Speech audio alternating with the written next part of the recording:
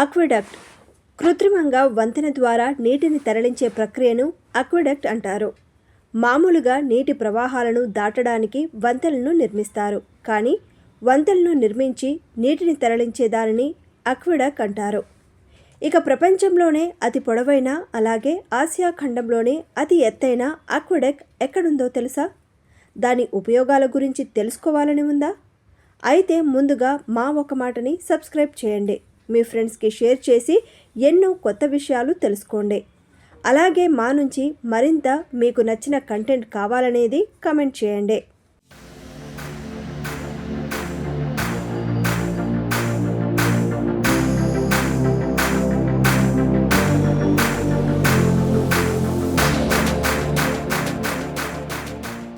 కర్ణాటక పశ్చిమ కనుమలతో సుందరంగా ఉండే ఈ రాష్ట్రంలో కరువు ప్రాంతాలు కూడా ఉన్నాయంటే నమ్మలేం.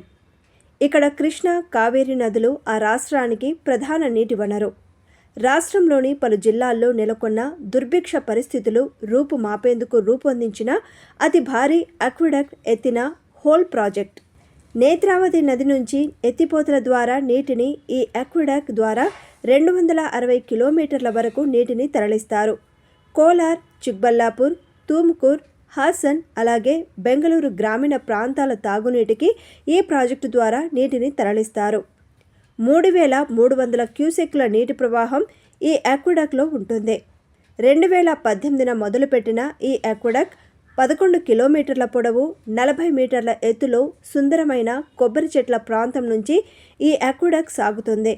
దీని దారి పొడవునా సుందరమైన ప్రకృతి మనసుని పరవశింపజేస్తుంది. గతేడాది ఆగస్టులో ఈ ప్రాజెక్టు పూర్తయింది. మొత్తం ప్రాజెక్టు పూర్తికి 1300 కోట్లు ఖర్చయినట్లు కర్ణాటక ప్రభుత్వం తెలిపింది. దీని ద్వారా దుర్భిక్ష ప్రాంతాలకు నీటిని తరలిస్తారు.